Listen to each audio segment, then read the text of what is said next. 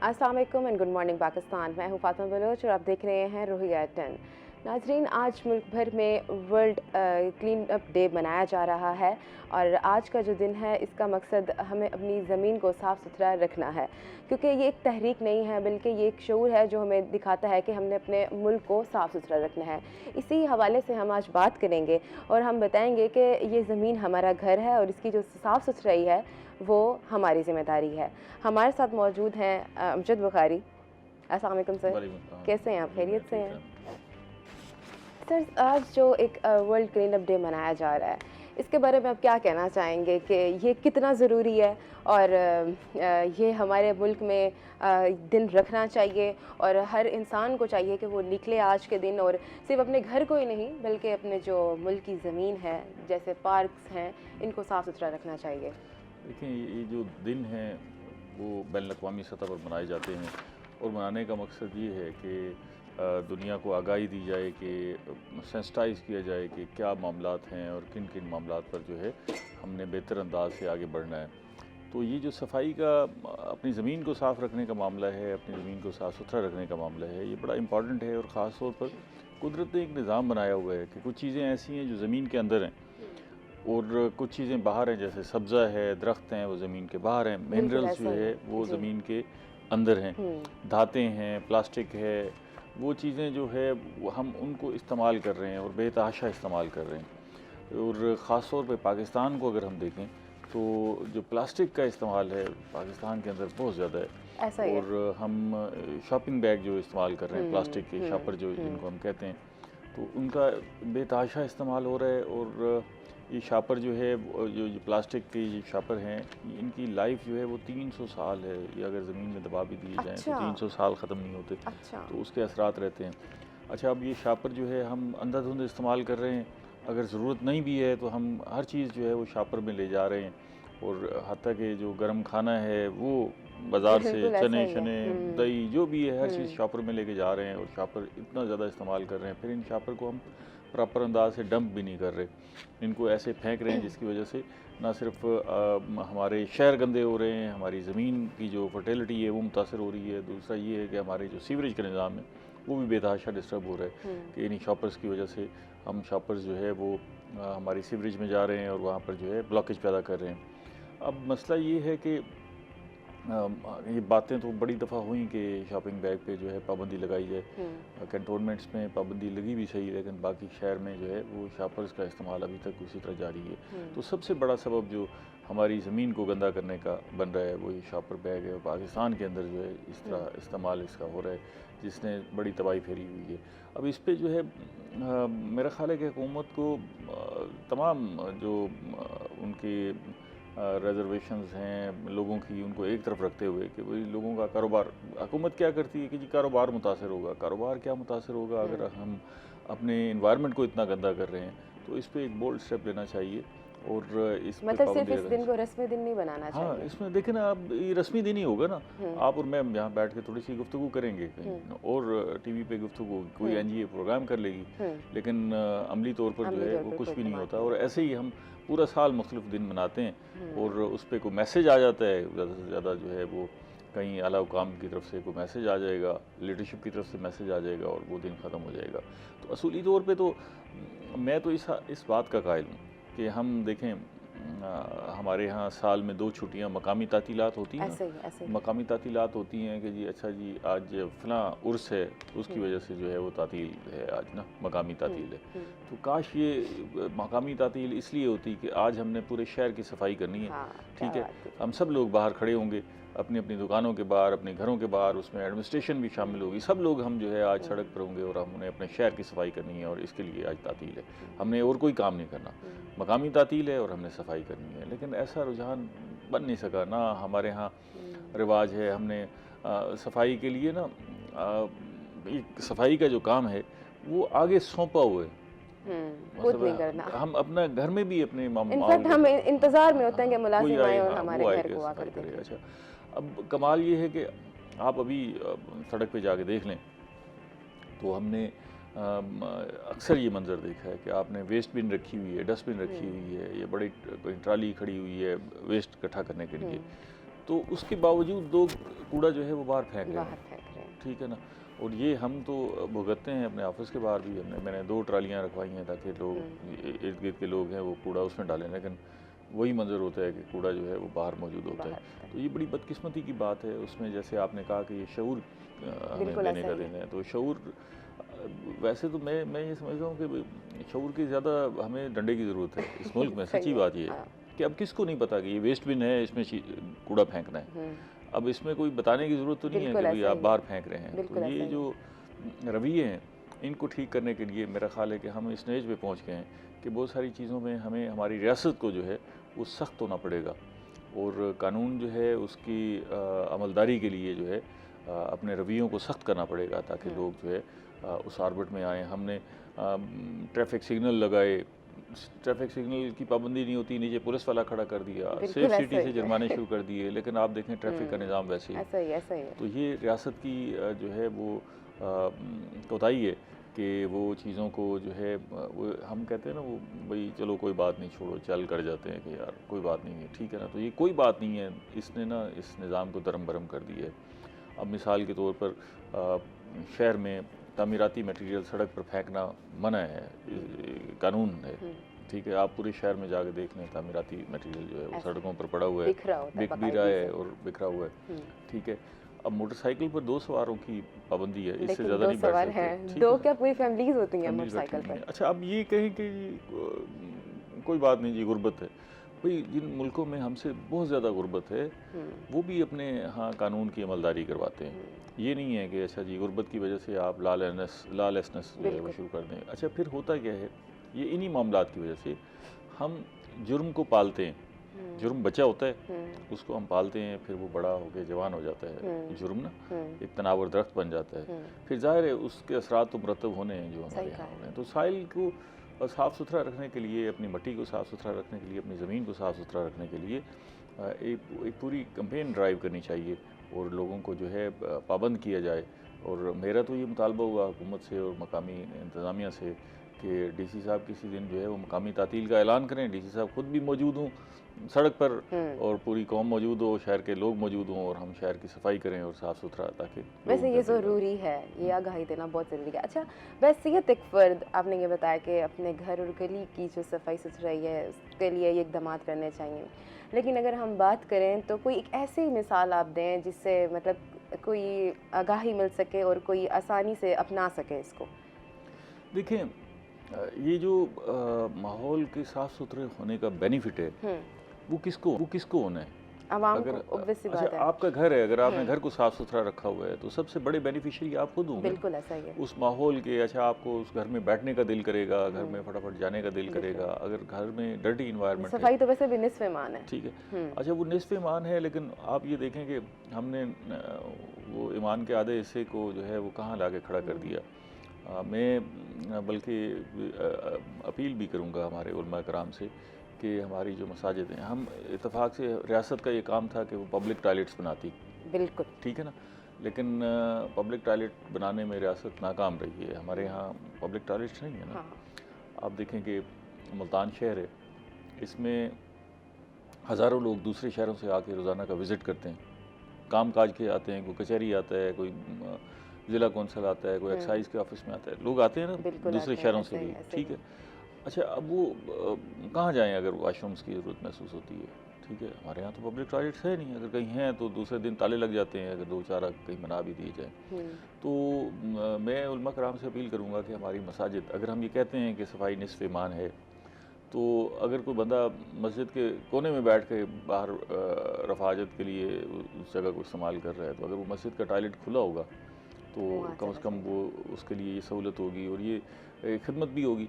दूसरा ये है कि मस्जिद के पास जो कम वसाइल होते हैं, चंदे से मस्जिदें चलाई जा रही होती हैं, लेकिन इतने वसाइल तो हो जाते हैं ना कि अगर मस्जिद चल रही है तो टॉयलेट्स भी साफ़ हो सकते हैं। तो ये रुझान जो है, हम आप देखें ना कि अक्सर मसाजिद को भी ताले लगे होते हैं। अच्छा, वैसे ये बहुत हाईलाइट होने वाला एक है मौजू जिसमें लोग इस चीज़ को तरजीह नहीं देते, हुकूमत ने भी नहीं दी। चीज़ें एक दूसरे से जुड़ी हुई है ना।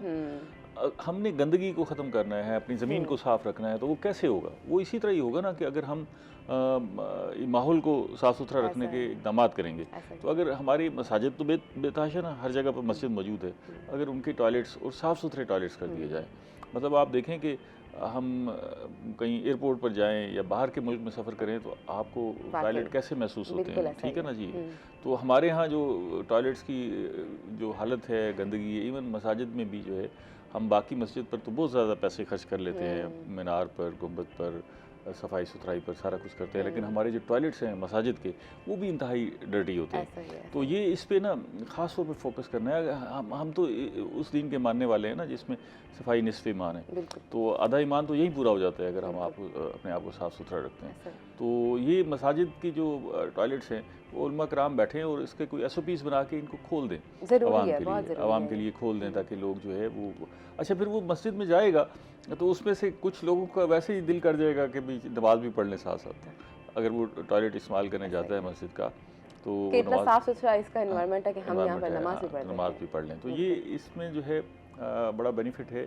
और ये जो हमारा मौजू है अपनी ज़मीन को साफ़ रखने का, तो उसमें भी बड़ी हेल्पफुल होगा। ये हमारे दो ये पहलू ना बड़े खौफनाक हैं। एक हम शॉपर इस्तेमाल कर रहे हैं, दूसरा हम कूड़ा जो है वो डस्टबिन में फेंके। और तीसरा ये जो पब्लिक टॉयलेट्स का मसला है, ये फितरी मामला है ना। मैंने जैसे आपको कहा कि बहुत सारे लोग, अच्छा आप ज़रा थोड़ा सा तसव्वुर करें कि ख़वातीन है, मर्द तो चलो फिर भी कहीं ना कहीं कोई किसी जगह पर कोई इस्तेमाल कर लेगा, अब ख़वातीन है, ठीक है ना, वो ख़वातीन अगर उन्हें टॉयलेट इस्तेमाल करना है वो किधर जाएँ? बिल्कुल, ये बहुत बड़ा इशू है। तो ये इस पे जो है हुकूमत को भी आगे बढ़ के पब्लिक टॉयलेट्स बनाने चाहिए। ख़ास तौर पे हम देखें ना, अब हम ये कहते हैं लोगों को कि हमारे जो वो सियाती इलाके हैं, वहाँ बड़ा रुझान है और बड़ा पोटेंशियल है और लोग इधर आए, हम सियाहत को फ़रोग़ देना चाहते हैं और दुनिया भर में आगे ले जाना चाहते हैं सियाहत को। लेकिन अगर हम आगे ले जाना चाहते हैं तो अभी आप किसी भी सियाती मकाम पर चले जाएँ, आपको वहाँ भी पब्लिक टॉयलेट्स नहीं मिलेंगे।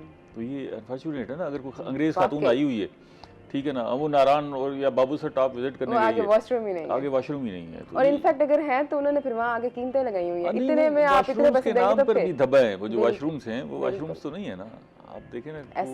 तो ये चीज़ें ऐसी हैं जिनको हमें इक़दाम करना है और अपने माहौल को साफ़ सुथरा रखना है, अपनी ज़मीन को साफ़ सुथरा रखना है। उसके लिए ज़रूरी है कि हम जो है वैसे रियासत जो है आगे बढ़ के अपना रोल प्ले करें। अगर नहीं करेंगे और लोगों पर छोड़ देंगे कि लोग जो है वो खुद जो है वो सोच के कुछ चीज़ें ठीक करेंगे, तो ऐसा मुमकिन नहीं है। हमें खुद भी देखना चाहिए, हमें खुद तो देखना चाहिए, लेकिन हम आदी हो गए ना, हमें हर चीज़ के लिए डंडा चाहिए। मैं देखें आज भी आप जाके देखें, ये डंडा ज़रूरी है। हाँ, हम इंतज़ार कर रहे हैं कि जी वो डंडा होगा तो हम ठीक होंगे। बिल्कुल ऐसा ही है भाई, या तो हम सिविक सेंस पैदा करते, ठीक। अच्छा, वैसे भी दुनिया में जहाँ ये हम ये कहते हैं ना कि सिविक सेंस हो गई है, ये लोगों के अंदर बड़ा शऊर आ गया है, उस शऊर के पीछे भी डंडा है, क्योंकि कानून सख्त है। लोगों को पता है कि भाई अगर आप बहुत सारे मुल्क हैं वहाँ लोग पैदल जो है वो ज़ेब्रा क्रॉसिंग के अलावा सड़क पार नहीं करते, ठीक है ना। तसव्वुर ही नहीं है कि आप जिस जगह से दिल करता है आप सड़क पार करना शुरू कर देते हैं। और आज तक हम लोगों को ये नहीं बता सके कि आपने सड़क कैसे पार करनी है। आपने एक चौराहा है, गोल चक्कर है, वहाँ से अगर आपने गुजरना है तो कैसे गुजरना है, ठीक है। अच्छा, जिसके पास लाइसेंस गुजर रहे होते हैं, जिसके पास लाइसेंस भी है, उसे भी नहीं पता कि मैंने कैसे ये सारी सूरत हाल से कैसे निपटना है। तो ये बुनियादी तौर पर रियासत की कमज़ोरी है। रियासत को जो है आगे बढ़ के अपना रोल प्ले करना होगा, तो फिर जाके मामलात आगे बढ़ेंगे। चाहे स्कूल्स हैं, चाहे हॉस्पिटल्स हैं, चाहे पार्क हैं, वहाँ पर कचरा गिरा हुआ होता है, इतना गार्बेज होता है, समझ ही नहीं आ रहा। आप ये देखें कि आपने पता नहीं ट्रेन पे सफ़र किया है। अच्छा, ट्रेन पे आप सफ़र करें तो जैसे ही कूड़े के ढेर आने लगते हैं तो पता लगता है कि शहर आने लग गया, ठीक है ना। अच्छा, ये एक बाहर की स्याह आई थी खातून, उसने अपनी किताब में भी जाके लिखा था, पाकिस्तान की इंट्रोडक्शन के हवाले से कचरा है यहाँ। उसने कहा जैसे ही आप ट्रेन में सफ़र कर रहे हो तो और कूड़े के ढेर आना शुरू हो जाए तो आप समझ जाएंगे कि अब एक शहर आ रहा है, ठीक है ना। तो ये कितनी बदकिस्मती की बात है। अच्छा, फिर जो मंजर है, अभी भी आप ट्रेन जहाँ शहरों के अंदर से गुजरती है तो आप देख के आप अस्तगफुरुल्लाह पढ़ेंगे कि भाई ये क्या हो रहा है। इतना शॉपर, इतनी गंदगी और हर तरफ आपको नज़र आ रही है। वहाँ लोग रह रहे हैं, बस रहे हैं, इंसान बस रहे हैं, तो उनका माहौल जो है वो जिस माहौल में बस रहे हैं तो आप देखें ना कि एक तकलीफ दह सूरत हाल है। अच्छा, वो अपने माहौल को जिसमें उन्होंने खुद रहना है उसे भी साफ़ करने के लिए तैयार नहीं है। बिल्कुल ऐसा है। नई नस्ल में जो शऊर है वो कैसे उजागर करना चाहिए, इस हवाले से मैं बात करूँगी, मगर इस टाइम ब्रेक का वक्त हुआ है। मैं दोबारा हाजिर होती हूँ। Stay with us.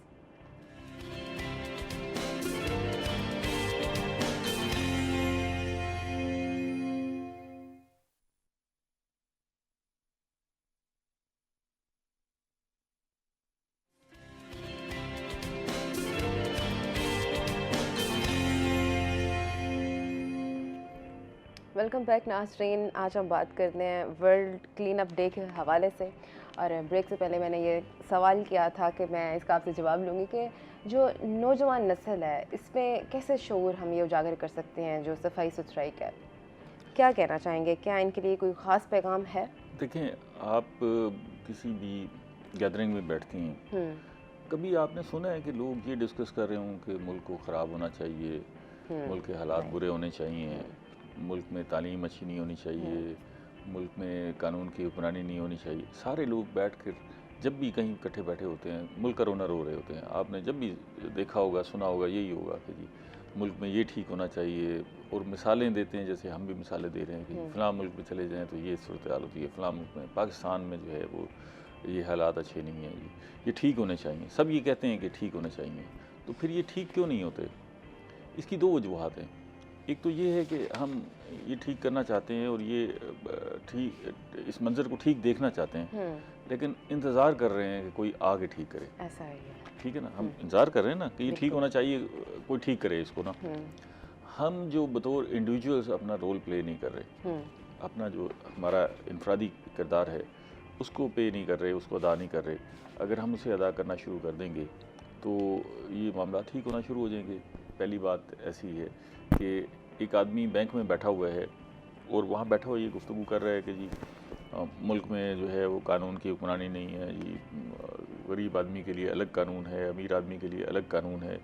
ये बैठा हुआ मैनेजर के कमरे में गुफ्तगू कर रहा है और उसे पता है कि बाहर अगर मैंने काम करवाना है तो उसमें क्यों लगनी है। ठीक है, वो खुद क्यों को स्किप कर रहा है बिल्कुल, और बैठा हुआ ये गुफ्तगू कर रहा है कि जी मुल्क में कानून की हुक्मरानी होनी चाहिए।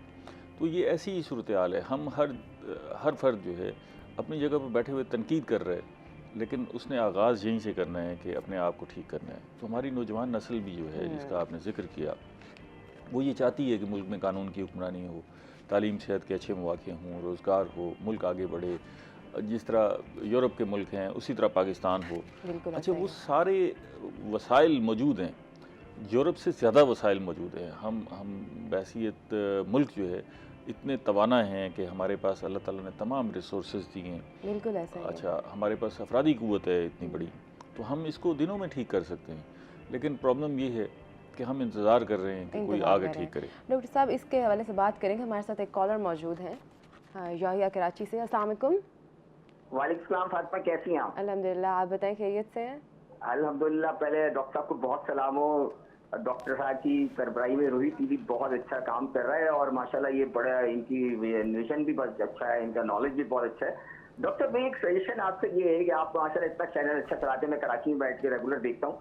मैं चाहता हूँ कि आप इस आपके रूही चैनल के अंदर कोई रिसर्च बेस्ड एक ऐसा प्रोग्राम बनाए, जैसे दुनिया भर के चैनल्स मैं देखता हूँ उसमें कोई ना कोई ऐसा साइंस एंड टेक्नोलॉजी के ऊपर एक ऐसा प्रोग्राम आधे घंटे का, पौने घंटे का, जिसमें दुनिया की लेटेस्ट रिपोर्ट्स बनाए, ताकि हम भी अब एटलीस्ट हमें नॉलेज हो कि दुनिया में क्या चल रहा है। तो ये एक सेशन है जो आज से गौर कीजिएगा। अच्छा, दूसरा ये कि जो आपने बात की बिल्कुल सही की है। देखिए, हम अपने हिस्से का क्या काम कर रहे हैं, हम कंट्रीज तो कर सकते हैं। चले, अगर हम ये कहते हैं कि चले रोडों पे ये नहीं हो रहा, वो नहीं हो रहा, लेकिन एटलीस्ट हम अपने घर से जब शुरू करते हैं तो हम अपना घर का कचरा लाके बाहर फेंकते हैं।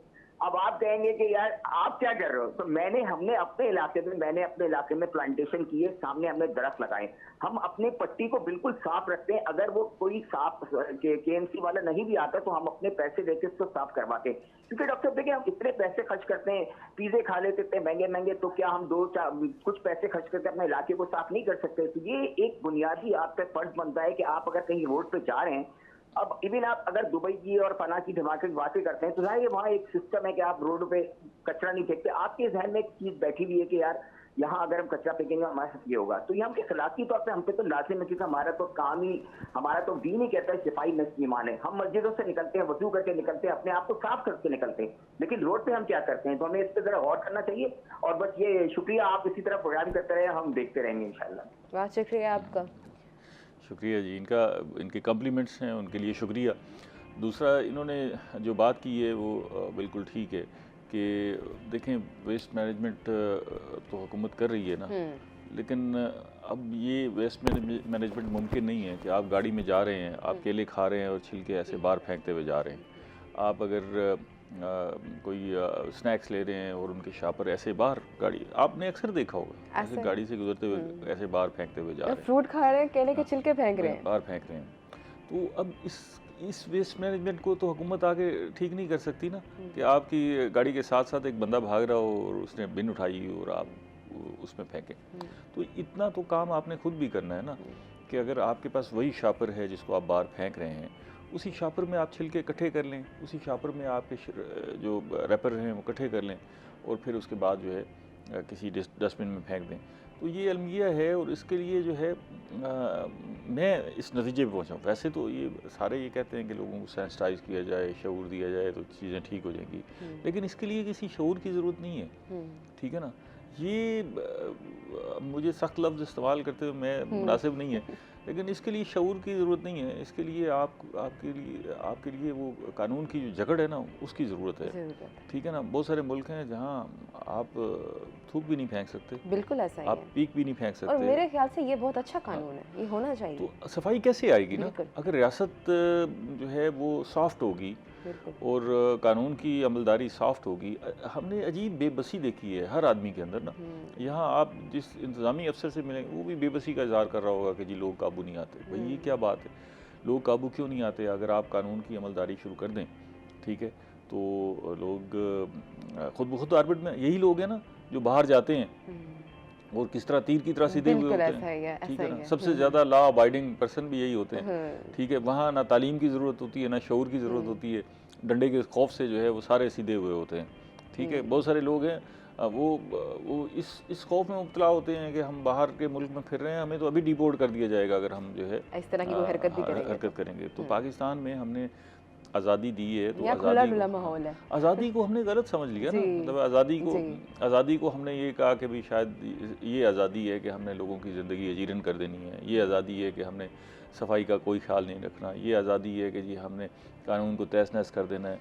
तो ये इस कंसेप्ट को बदलना होगा और हुकूमत को थोड़ा सा अपना जो इमेज है ना उसको ज़रा हार्ड बनाना होगा। अगर रियासत नहीं बनाएगी तो फिर चीज़ें आगे बढ़ नहीं सकती। यहाँ लोग टैक्स नहीं देते, ठीक है, अच्छा बाहर के लोगों को भी अगर मौका मिले तो वो भी टैक्स नहीं देंगे। पैसा कौन बंदा जेब से खुशी से देगा? लेकिन वही बात के पीछे हुक्मरान इस तरह से हो तो कानून खड़ा हुआ है ना, कानून का खौफ है जिसकी वजह से लोग टैक्स। हम मिसालें देते हैं, देखें जी वो कैसे ज़बरदस्त लोग हैं। वो ट्रेन में सफ़र किया, टिकट किसी ने पूछा, उसने टिकट लेके फाड़ दिया कि जी मैंने ये सफ़र किया है, इसलिए कि उनके पीछे कानून खड़ा हुआ है। उनको ये खौफ है कि अगर हम कानून से मावरा कोई काम करेंगे तो कानून की जकड़ में आ सकते हैं। तो उस खौफ को जो है हमारे अपने मुल्क में भी कायम करना होगा ताकि चीज़ें ठीक हों।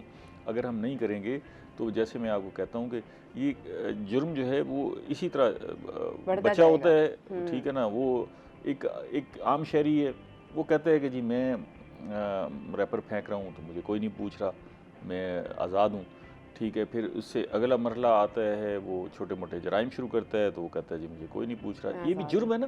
देखिए अगर मोटरसाइकिल पर आप 4 लोग बैठे जा रहे हैं तो ये जुर्म है ना, कानून के तहत तो जुर्म है। या तो आप अलाउ कर देंगे जी ठीक है जी अलाउ है कि जी आप 5 लोग बैठ गए, मैं ये नहीं है। लोगों के मसाइल अपनी जगह पर, वो रियासत की जिम्मेदारी है कि उनको ट्रांसपोर्ट फ्राहम करे, उनके लिए ईजी वे फ्राहम करे। लेकिन ये क्या बात है कि जी अच्छा फिर आप कानून तब्दील कर दें ना, लोगों को महसूस हो कि भी ये कानून हमने बदल दिया है।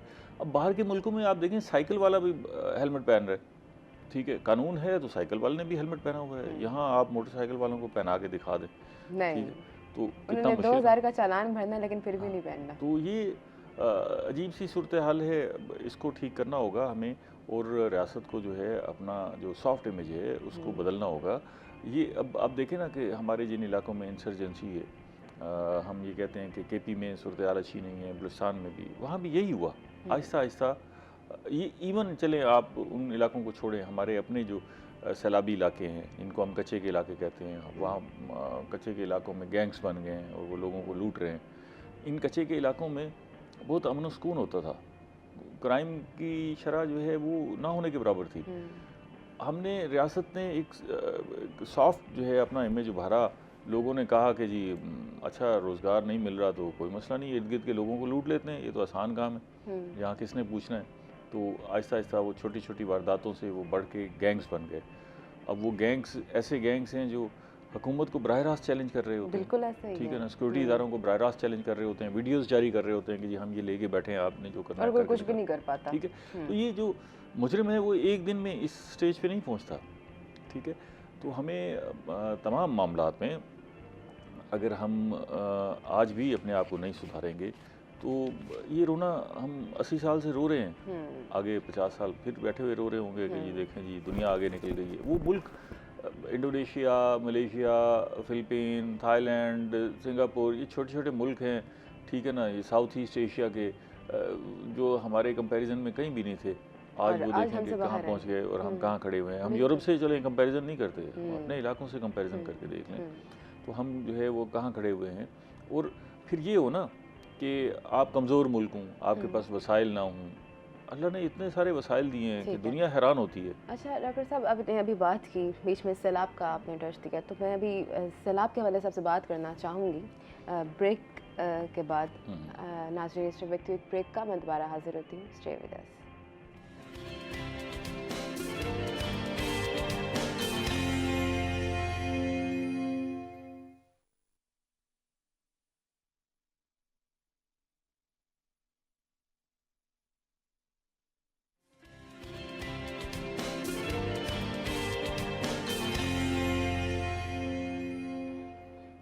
वेलकम बैक नाज़रीन। हमारे साथ हमारे दूसरे गेस्ट भी मौजूद हैं जो कि मुस्लिम लीग नून के जनरल सेक्रेटरी हैं, Sheikh Athar Mumtaz. Welcome sir. Noon League की हुकूमत आई और इसी हवाले से हम बात करेंगे जो आजकल सिचुएशन बनी हुई है सैलाब की। सैलाब ने बहुत हालात ख़राब कर दिए हैं, इस टाइम क़यामत खेज़ मंजर ज़ाहिर कर रहे हैं हर शहर जिसमें बात करें। तो क्या कहना चाहेंगे जो सैलाब मुतासरीन की जो फौरी इमदाद के लिए कौन से अब तक इक़दाम किए गए हैं? बिस्मिल्लाहिर्रहमानिर्रहीम। मैं शुक्रगुज़ार हूँ रूई टीवी का जिन्होंने मुझे मदऊ किया। मैम पूरे पाकिस्तान में ये आफत आई है और अल्लाह ताला हमें माफ़ करे, ये परवरदिगार की तरफ से है, किसी इंसान की तरफ से नहीं है। तो आप रोज़ाना आपके टीवी दिखा भी रहा है कि मरियम नवाज़ हो या शहबाज शरीफ साहब की तरफ से हो या हमारी मुस्लिम लीग की लोकल क़यादत हो या वहाँ से मिनिस्टर, सीनियर वज़ीर, रात भी हम जलालपुर पीरवाला बैठे रहे हैं, परसों हम अलीपुर थे, मुल्तान के सारा सराउंडिंग में सब पानी पानी था। तो वहाँ भी हमने एक एक घर में और जो खाना जो कुछ हो सकता है वो गवर्नमेंट कर रही है। कुछ लोग अपनी मदद आपके तहत भी बड़ा कुछ कर रहे हैं इनके लिए। ज़ाहिर है आफत है, अल्लाह ताला हम पे रहम कर दे। और अब जो आपने जो सवाल किया है कि एक मकान अगर जिसकी छत ख़त्म हो गई है मुकम्मल तौर पे, उसमें ज़्यादा से ज़्यादा 2, 4, 6 कमरे बने होते हैं इनके जैसे भी हैं, 10 लाख रुपया उसके लिए हमने हमारी मैम वज़ीर आला पंजाब ने अनाउंस किया है। 10 लाख रुपया जिसका घर टूट गया उसको बना के देंगे, ठीक है, बना कर देंगे। एक चीज़ और गलत हाथों में, उनके हाथों में पैसे देंगे और एक एक चीज़ उनको कहेंगे जी अपनी पूरी कर रहे हैं। जिसका हाफ हुआ है उसको 5 लाख रुपया, जिसके 2 कमरे टूट गए हैं जब बनने वाले हैं, जो मुकम्मल नहीं हुए, 5 लाख रुपया। और जो बड़ा जानवर ज़ाया हुआ है वो तकरीबन 900 भैंसें आउट हुई हैं, जैसे जो हमने एक लिस्ट बनाई है पूरे पाकिस्तान पंजाब में से, उन्हें 5 लाख रुपया पर भैंस के हिसाब से। जैसे आप बता रहे हैं 10 लाख 5 लाख देंगे, तो आपका क्या ख्याल है कि 10-5 लाख में घर बन जाएगा? मैम ये मुल्तान के घर, हमारे ये जो पक्के घर हैं वो और चीज़ होती है। अच्छा। वहाँ बालों के घर बने होते हैं, लकड़ियों के घर होते हैं। वो लकड़ियाँ जो है वो महफूज हैं, कुछ ईंटें महफूज हैं, कोई चीज़ है। लेकिन अल्हम्दुलिल्लाह ये 10 लाख वो इतने राज़ी हैं कि वो कह रहे हमें 10 लाख मिल जाए, हम अच्छा कर लेंगे। आप डॉक्टर साहब बताएंगे 10-5 लाख में बन जाएगा? बड़ी अमाउंट है, बन जाएगा अगर उनको सपोर्ट मिलती है। अच्छा, जो सैलाबी इलाके में रहते हैं वो अमूमन गारे के घर बनाते हैं, उसमें ईंटें इस्तेमाल ही नहीं करते वो। अच्छा, लेकिन कहीं कहीं जो है वो अब क्योंकि ऐसा ऐसा सेटल हो गए लोग, तो बड़े पक्के घर भी बनाना शुरू कर दिए। लेकिन ये जैसे शेख साहब की बात ठीक है कि ज़ाहिर है उनको बहाल करने में हुकूमत ने मदद करनी है। बहाल तो उन्होंने अपने आप को खुद करना है ना जी, अपनी ज़मीनें भी आबाद करनी है, मकान भी ठीक करने हैं। मतलब एक थोड़ी सी 10 लाख रुपए, हुकूमत की। असल प्रॉब्लम ये है जो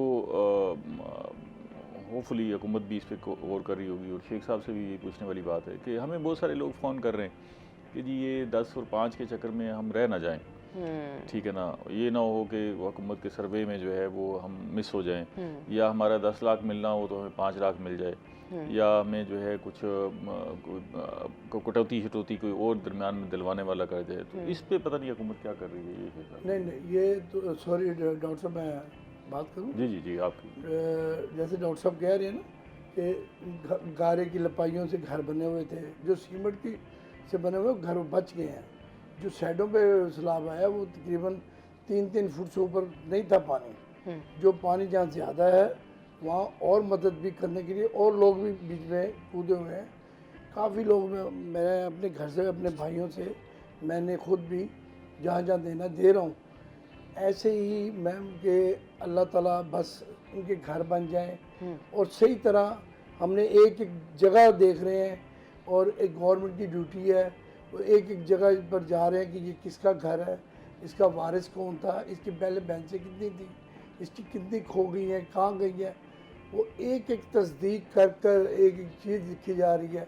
उस हिसाब से 15 दिन के अंदर अंदर उनके हाथ में, उनके अकाउंट में पेमेंट चले जाएगी। सही है। अच्छा, हुकूमत पंजाब ने रिलीफ कैंप जो हैं इसको कायम करने में कितनी तेज़ी दिखाई है अब तक? क्या आपने दोबारा, सॉरी? हुकूमत पंजाब ने रिलीफ कैंप कायम करने में कितनी तेज़ी दिखाई है अब तक, अगर हम बात करें तो? आप देखें, मुतमईन हैं आप वो तो इतने लोग मुतमिन थे कि मैं यकीन करें कि खाना रात को बच जाता था। कैंप में इतने लोग नहीं होते थे। और फिर उसके बाद हमारे देहात में जो स्कूल थे ऊपर, जो ऊपर लेवल पर थे, 5 से ऊपर थे, उस स्कूलों के वाशरूम हमने ने और बाहर भी वाशरूम बनाए, स्कूल भी खोल दिए। अच्छा। ज़्यादा जिधर पानी है स्कूल भी खोल दिए, स्कूलों में उन्होंने बंद किया। एक एक बंदे को हम बिस्तरों में सुला कर आते रहे हैं। पहले एक कैंप में 2 पंखे चलते थे, फिर एक मैडम के हुक्म पे एक एक पंखा दिए कि हबस ना हो, कोई बच्चे के साथ वो ना।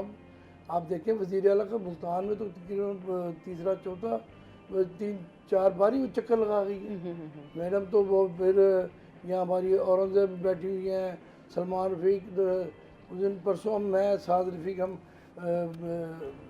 जलालपुर भी थे, फिर अलीपुर भी थे, मुजफ्फरगढ़ भी थे।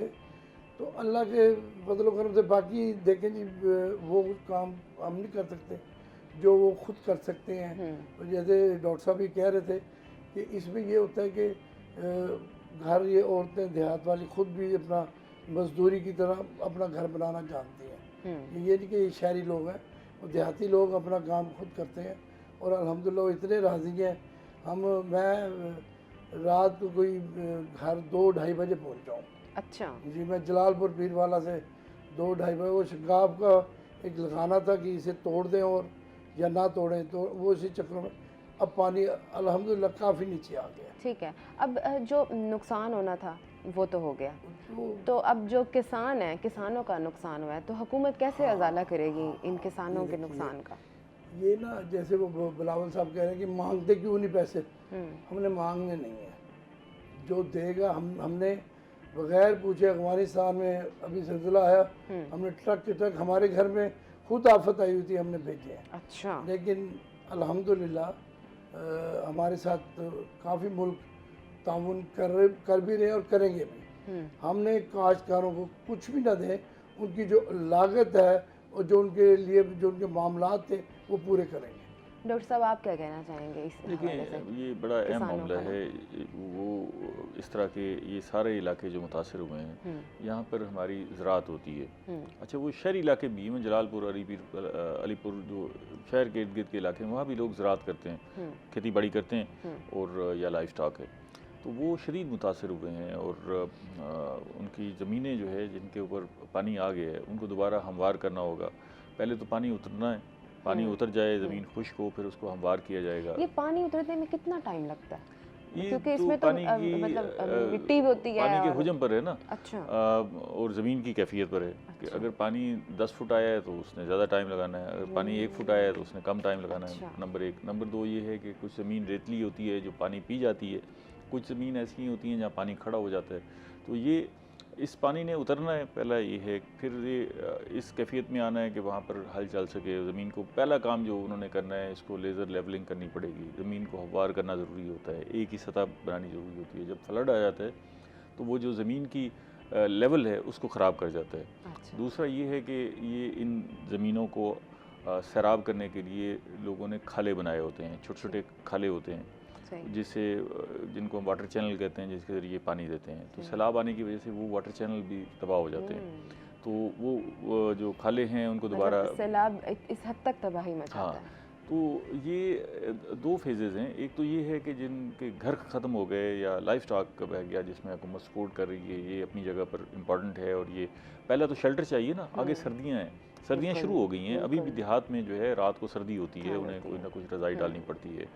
तो सर्दियाँ शुरू हो गई हैं, तो इस सारी सूरत हाल में आगे सख्त सर्दियाँ आ जाएंगी, उनको शेल्टर ज़रूरी चाहिए। लाइफ स्टॉक के लिए भी जो है वो महफूज जगह चाहिए। अगला जो मरला है और वो भी फौरी है, क्योंकि हमारी जो अब गंदम है वो काश्त होनी है। ठीक है, अगर ये ज़मीनें खाली होने में और इनको हमवार करने में और काबिल काश्त बनाने में ताख़ीर हो जाती है तो गंदम की काश्त मुतासर हो सकती है। तो इसलिए गंदम की काश्त होनी है, तेलदार अजनास हैं वो इसी सीज़न में काश्त होनी है। इसके अलावा मौसम सरमा की सब्ज़ियाँ काश्त होनी है। ये सारा खुराक का एलिमेंट है ना, ये आएगा तो फिर निज़ाम चलेगा ना। एक बड़ी आबादी का मुल्क है, ज़रूरी है ये ठीक है बहुत ज़्यादा। तो वो उसके लिए जो है हुकूमत बाकी इक़दाम कर रही है। तो ये ज़रूरी है कि उन्हें चाहिए कि इनको जो है ये अपने खेत बहाल करने के लिए जो है सपोर्ट की जाए। ख़ास तौर पर कुछ खादों के हवाले से सब्सिडी दे दी जाए, बड़ा ज़रूरी है इस वक्त इस मरले पर। कुछ बिजली के बिलों में जो है वो पानी के हवाले से कोई रियायत दे दी जाए। ये बिजली के बिलों के हवाले से कभी ऐलान हुआ है, इस हवाले से मैं बात करती हूँ, मगर इस टाइम वक्त एक ब्रेक का मैं दोबारा हाजिर होती हूँ। Stay with us.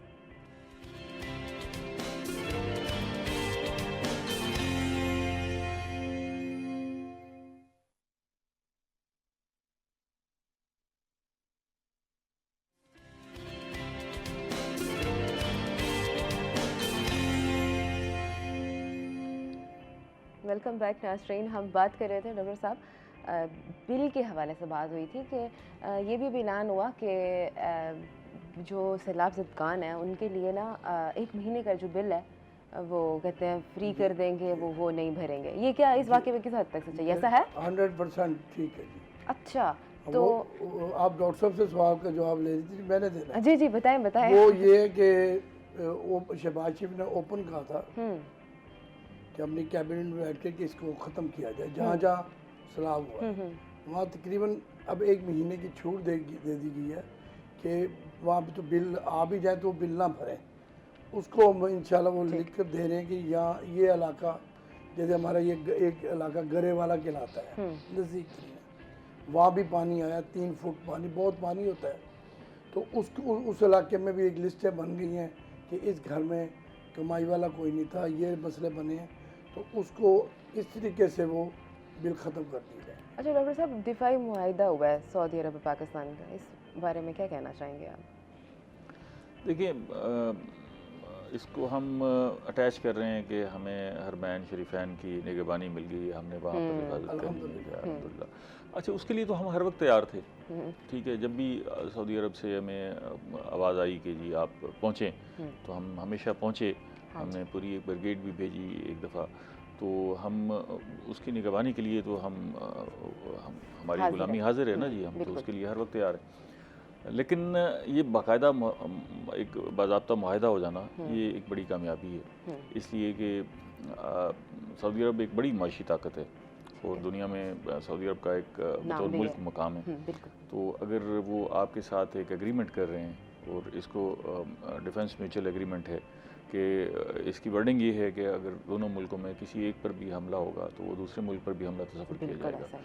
तो हम एक दूसरे के साथ खड़े होकर शाना बशाना लड़ेंगे और एक दूसरे के हक़ में वसाइल इस्तेमाल होंगे।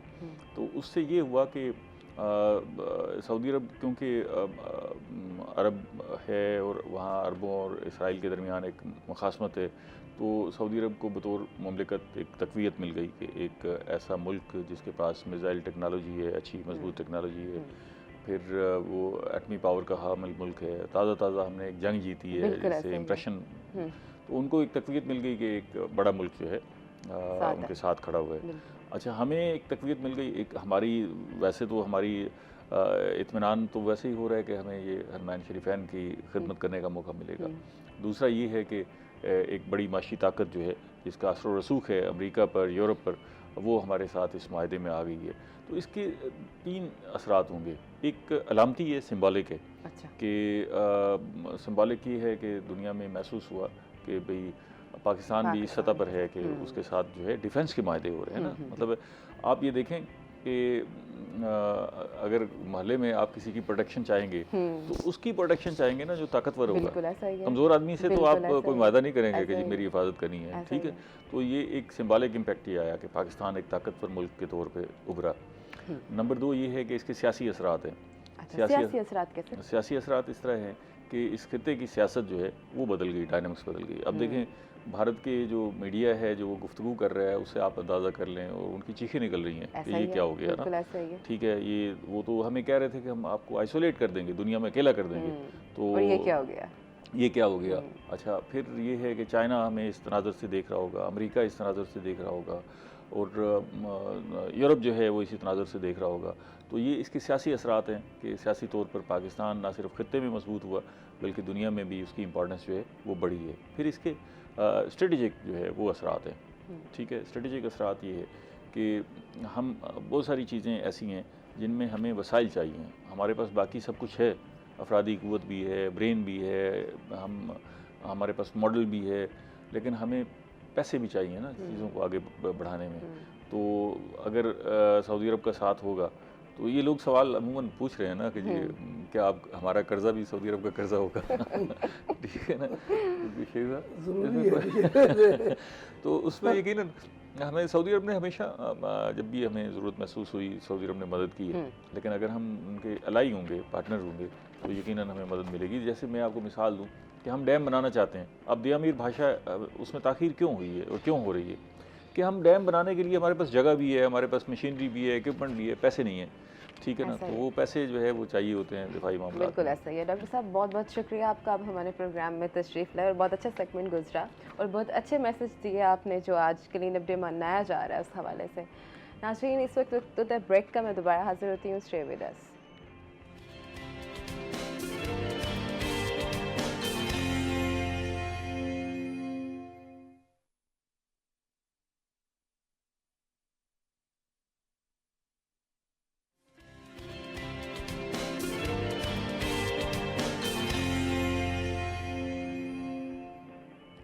वेलकम बैक नाज़रीन। हमारे साथ हमारे दूसरे मेहमान मौजूद हैं डॉक्टर आमिर इस्माइल जो कि वाटर रिसर्चर हैं। अस्सलाम वालेकुम सर। वालेकुम अस्सलाम, थैंक यू। कैसे हैं सर, खैरियत से हैं? जी अल्लाह का शुक्र है, अल्हम्दुलिल्लाह। और हमारे साथ शेख साहब भी मौजूद थे। हम सैलाब के हवाले से बात कर रहे थे और हम बात कर रहे थे कि नून लीग ने अब तक क्या इक़दाम किए हैं। तो क्या कहना चाहेंगे अगर जो सेहत की सहूलियात की बात करें तो वहाँ पर डॉक्टर्स भी मौजूद हैं जहाँ पर कैंप्स हैं बड़े, अगर मतलब फ़ौरी तौर पर कोई मसला हो जाता है, अगर कोई ऐसी सिचुएशन बन जाती है इमरजेंसी की, तो वहाँ पर डॉक्टर्स हैं? मैम ये तो डॉक्टर मौजूद है और तकरीबन वहाँ कैंप्स में भी डॉक्टर हैं और पूरा हॉस्पिटल बनाया हुआ है एक जगह पर जिधर कैंप्स लगे हुए हैं। वहाँ एक डॉक्टर नहीं है, 6 डॉक्टर मौजूद हैं, नर्सिंग है। अब तो ये यहाँ तक हमने कर दिया था कि जो लोग बाहर नहीं आ रहे और वो टीलों पे चढ़ गए हैं तो कश्तियों में भी हमने डॉक्टरों को, नर्सिंग को बिठाकर जैसे 1122 वाला मसला बना हुआ है वो हमने 1122 की कश्तियाँ भी चला दी थी। अच्छा, यहाँ तक पूरा मतलब 1122 की कश्तियाँ भी चल रही हैं। सर टीवी बता रहा है, टीवी दिखा रहा है देखिए आपकी नज़र जो है ना हमसे बहुत तेज़ है। जो मीडिया है वो मीडिया एक एक चीज़ को देख रहा है, जज कर रहा है। अल्लाह ताला कभी ऐसी आफत आए ना, मैं कभी सियासत में नहीं, दूसरे लफ्ज़ नहीं बोलना चाहता, लेकिन मरीम नवाज़ बहुत काम कर रही है। मतलब हुकूमत हर तरह से बहुत साथ दे काम रही कर है। रही, नहीं तो होता है ना वज़ीर आला उस्मान बुज़दार भी था, सलाह उन दिनों में भी आया। काम करने का एक शौक़ भी होता है, काम करने का एक वो पीछे से मिला होता है। उनके वालिदैन ने भी ऐसे काम किए हुए हैं कि वो पहुंच जाते। मियाँ नवाज शरीफ साहब हों, शहबाज शरीफ आपके सामने हैं, जी ऐसे ही है। उन्होंने तो पंजाब देख लें। अब वो कभी 86 में कराची को देख रहे, अब जाते थे 86-87 में कराची होता था। अब लोग लाहौर मुल्तान की सड़कें, हम मुल्तान में देख लेते हैं तो 3 घंटे में आप लाहौर पहुंच जाते हैं। और इससे ज़्यादा क्या काम करना चाहिए अल्लाह के फजल करम से इंशाल्लाह। बाकी ये आफत है, अल्लाह ताला हमें इस आफत से निकालना उसी की ज़ात ने है।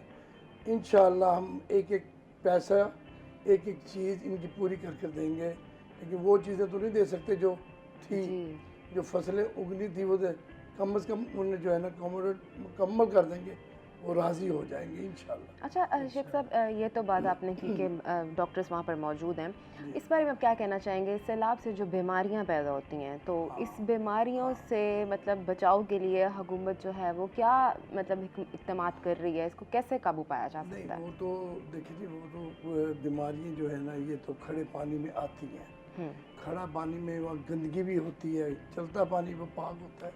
खड़े पानी में नीचे खादें थी, नीचे जिस जगह पर गई हैं वहाँ जैसे जिस्म पे दाने बन जाते हैं, बुखार शुरू हो जाते हैं, तो उससे तो अल्लाह ही माफ़ करेगा इंशाल्लाह। कोशिश पूरी है, गवर्नमेंट मुकम्मल कोशिश कर रही है। और जैसे ये एमरजेंसी लगा दी गई है कि जी हेल्थ एमरजेंसी है कि सैलाब के लिए कि हेल्थ आपका निस्तर के वार्ड एक पूरा खाली किया हुआ है।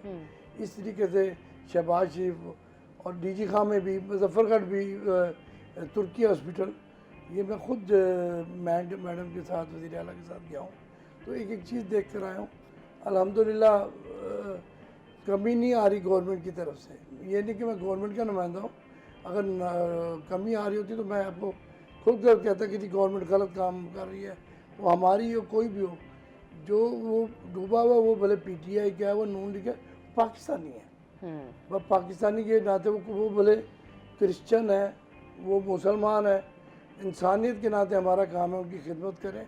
तो इस आफत की घड़ी में हम उनके साथ खड़े हैं और पूरा पाकिस्तान खड़ा है अपने बहन भाइयों के साथ। और सब जो भी है, जिसकी तनख्वाह 10,000 है, वो भी 100 रुपये निकाल कर कह रहा है कि मेरी तरफ से भी कोई मदद है।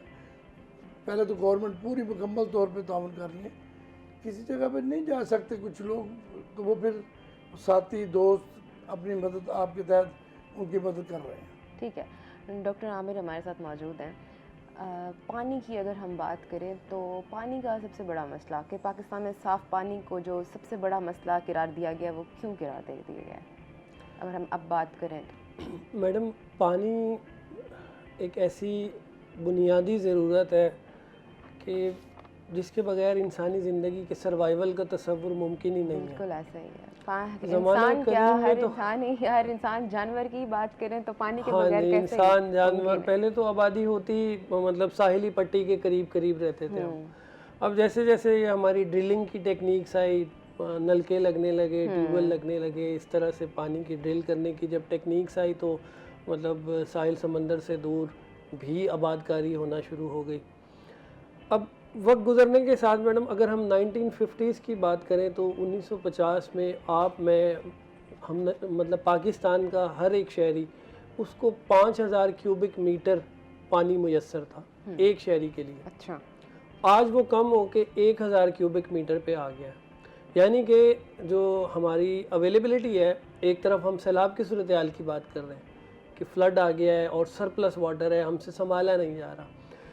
दूसरी तरफ जिन जगहों पे सैलाब नहीं आया वहाँ अंडरग्राउंड वाटर का लेवल जो है, आप कुछ अर्सा पहले तक हम ड्रिल करते थे नीचे 150-200 फुट तक, हमारे होश की बात है, आपने भी देखा होगा। आज वो 300-400 को भी क्रॉस कर गया।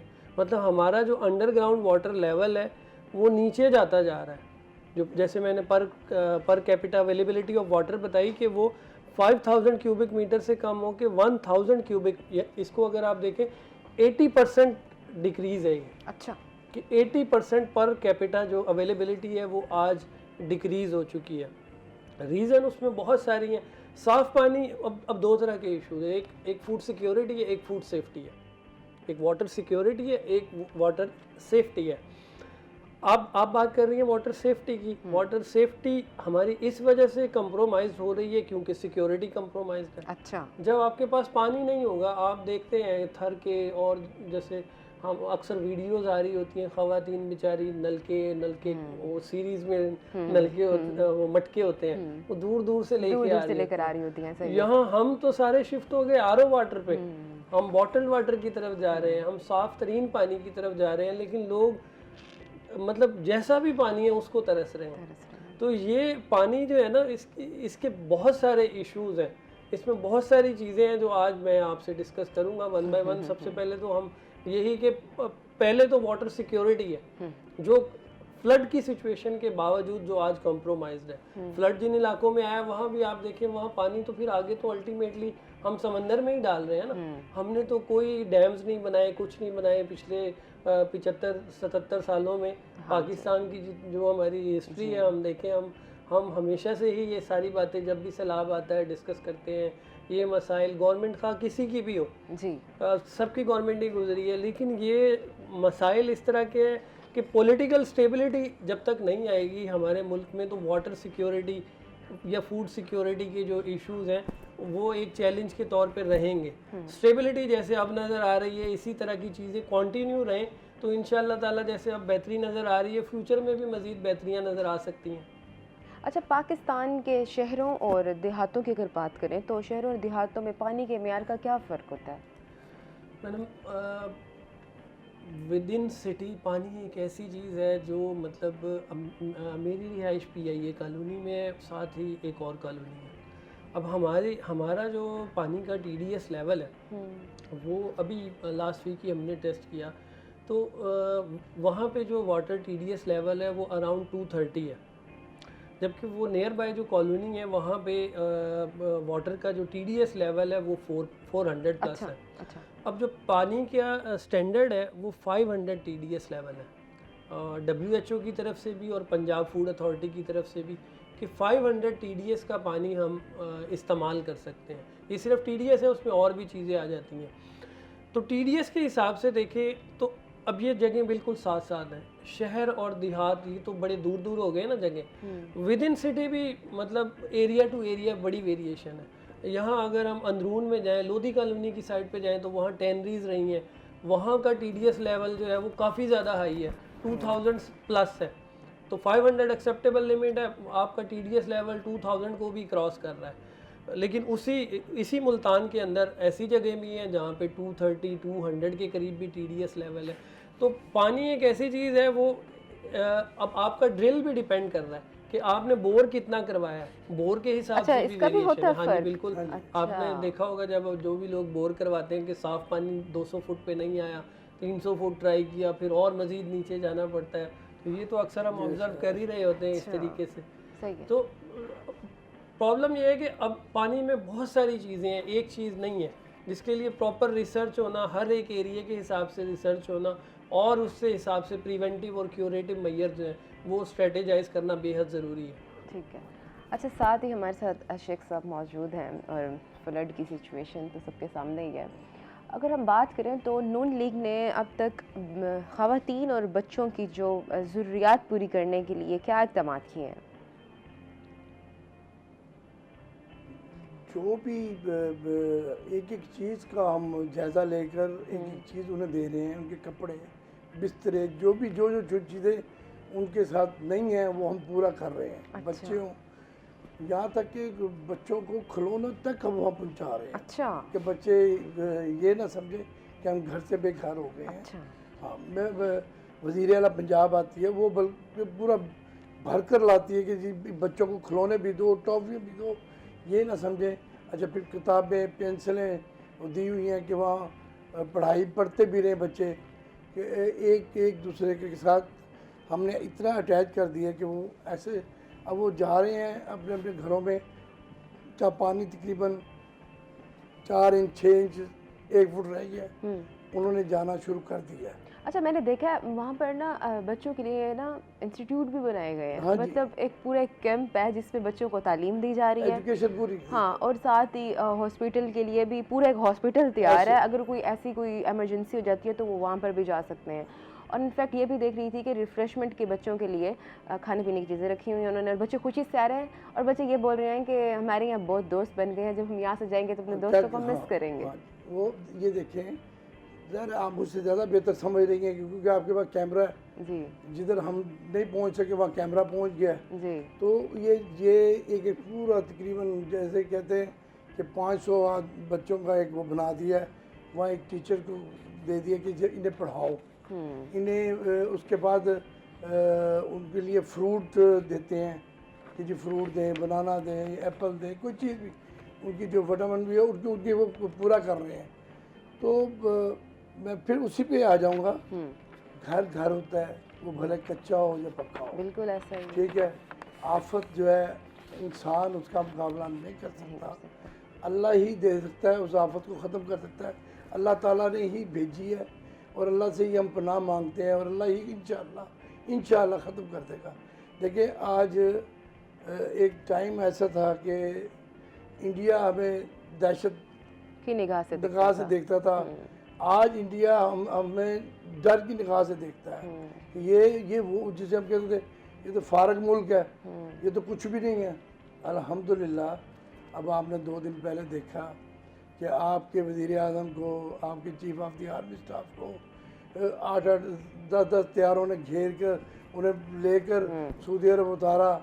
पहले ये कल मैंने सुन रहा था, जो जिन्हें कतर के अरबियों को जिन्हें उर्दू आती है वो कहते हैं हमने पाकिस्तान को समझा ही नहीं, हमने पाकिस्तान की मदद की ही नहीं, हमने तो बड़े मुल्कों की मदद की।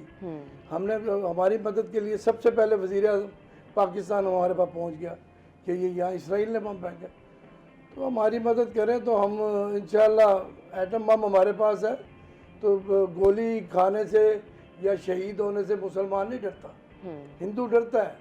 मुसलमान कभी नहीं डरेगा कि मैं शहीद या गाजी या शहीद।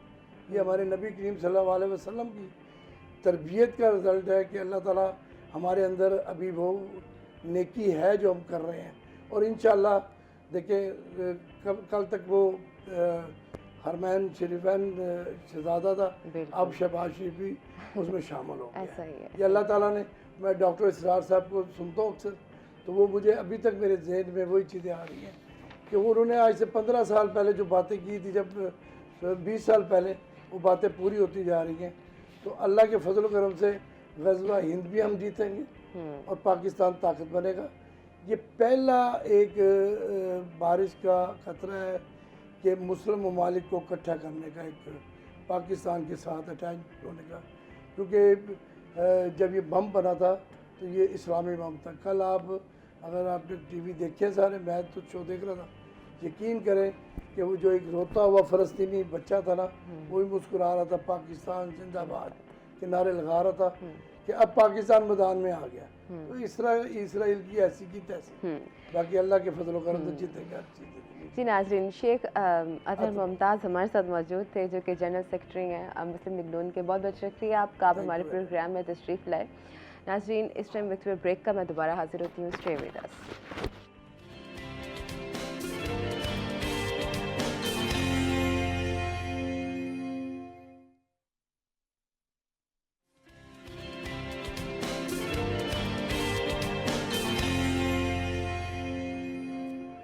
वेलकम बैक नाज़रीन, हमारे साथ मौजूद हैं शकील सुल्तान, जो कि हमें मौसम से आगाह करेंगे। जी शकील, बताइएगा क्या सूरत हाल है? जी, मुल्तान शहर में बारिशों का सीज़न क्या ख़त्म हुआ, सूरज ने अपने तेवर ही बदल लिए हैं। गुज़श्ता एक हफ्ते से देखा जा रहा है कि मुल्तान में सख्त गर्मी का सामना करना पड़ रहा है। आज भी मुल्तान का मौसम गर्म और खुश्क महसूस किया जा रहा है और आइंदा चंद घंटों में भी मौसम यूं ही रहने वाला है। जबकि टेम्परेचर की बात करें तो महकमा मौसमियात के मुताबिक आज मुल्तान का टेम्परेचर जो है वो ज़्यादा से ज़्यादा 37 डिग्री सेंटीग्रेड की हद को छू सकता है, जबकि कम से कम 28 डिग्री रिकॉर्ड किया गया है। और इस वक्त मौजूदा सूरत हाल की बात करें तो मौजूदा दर्जा हरारत जो है वो 31 डिग्री सेंटीग्रेड महसूस किया जा रहा है, जबकि हवा की जो नमी है वो आज 75% रिकॉर्ड की गई है। सुबह के वक्त से ही हब्स महसूस की जा रही है, लेकिन सुबह के वक्त में हवा की रफ्तार इंतहाई कम थी, लेकिन अभी हवा की रफ्तार काफ़ी बढ़ गई है, जिस वजह से किसी हद तक हब्स में कमी आई है, लेकिन सूरज की तपश वहीं बरकरार है। दिन में मुल्तान का मौसम काफ़ी गर्म रहने लग गया है, जबकि बात करें आइंदा दिनों में बारिशों के हवाले से तो महकमा मौसमियात ने इस हवाले से बताया है कि आइंदा 24 घंटों में या आइंदा दिनों में बारिश का मुल्तान या गिरदनवा में कोई भी इम्कान नहीं है, क्योंकि इससे पहले मुल्तानियों ने एक लंबे अरसे तक बारिशों को एंजॉय किया है, ठंडे मौसम को एंजॉय किया है, दर्जा हरारत काफ़ी कंट्रोल रहा है, सूरज भी काफ़ी कंट्रोल में रहा है। लेकिन अब जैसे ही बारिशें रुकी हैं और सूरज की तपश जो है वो महसूस होने लगी है वाज़ेह तौर पर, जबकि मुल्तान में रातें ठंडी होने लगी हैं, जबकि दिन में गर्मी बरकरार है। अब चूँकि दिन में टेम्परेचर 37 डिग्री सेंटीग्रेड की हद को छू सकता है, तो तिबी माहिरीन का ये भी कहना है कि शहरी दोपहर के वक्त ख़ास तौर पर जब टेम्परेचर पीक पे होगा तो अपना ख्याल रखें, अपनी सेहत का ख्याल रखें, क्योंकि अचानक आप बारिशों से जब सूरज की तपश वाले मौसम में आएंगे तो उसके असरात भी सेहत पर मुरतब होंगे। तो शहरी इस गर्म मौसम में अपना ख्याल रखें। जी नाज़रीन, जुनैद हमारे साथ हैं, इनसे फ्लड की सिचुएशन जानते हैं।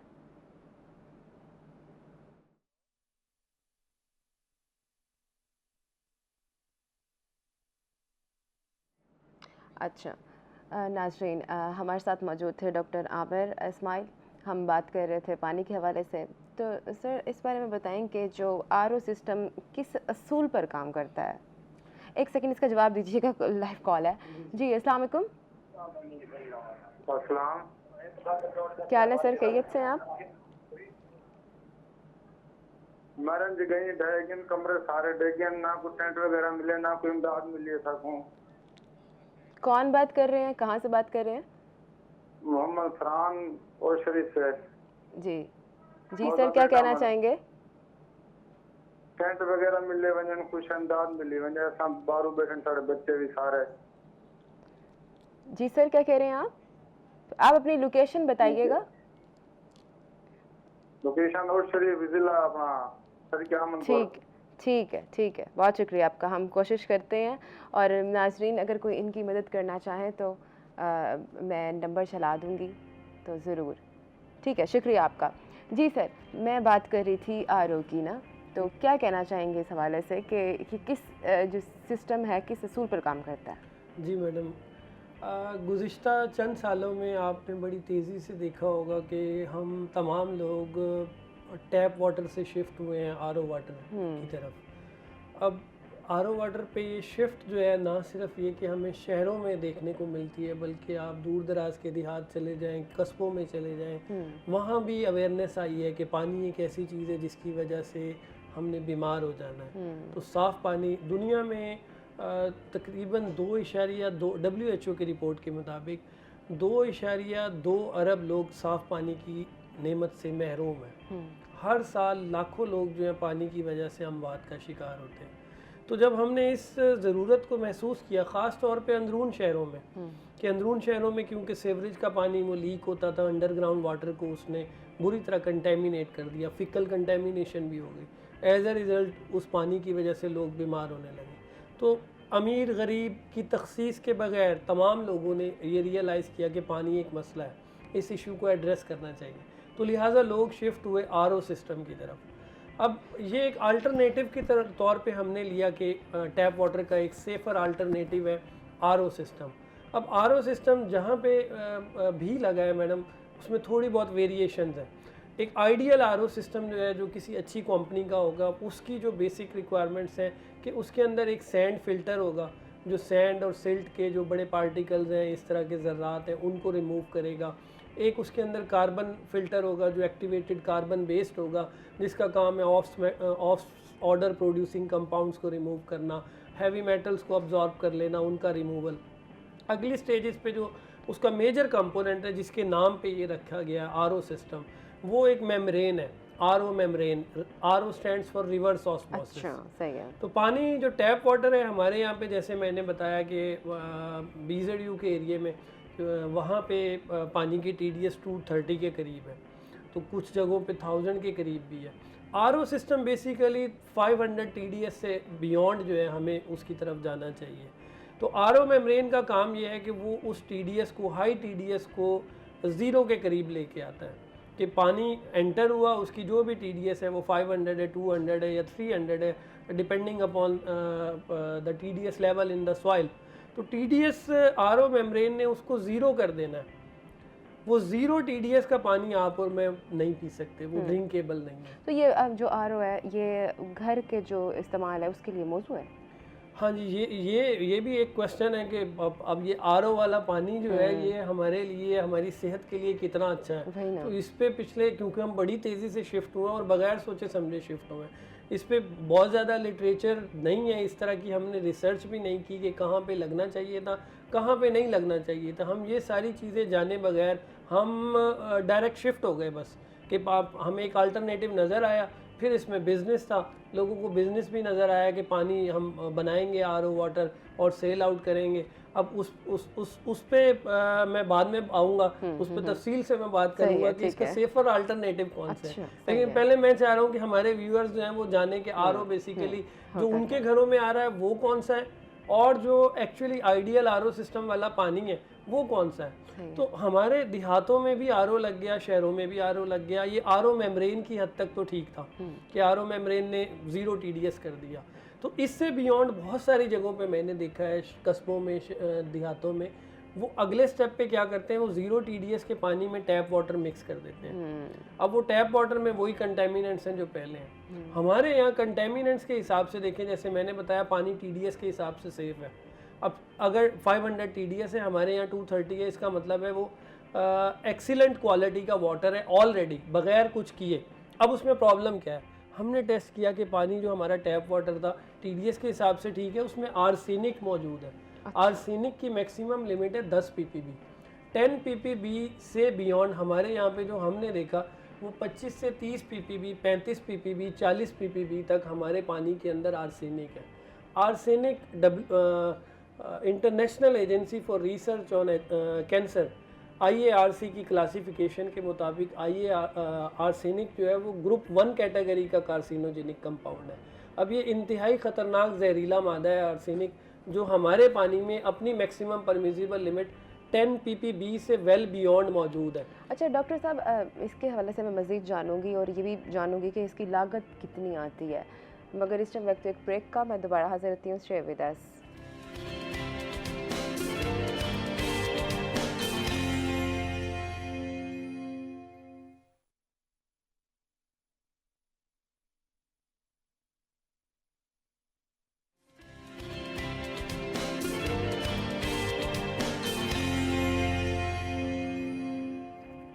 वेलकम बैक नाज़रीन। हमारे साथ डॉक्टर आमिर इस्माइल मौजूद हैं जो हमें आगाह कर रहे थे पानी के हवाले से।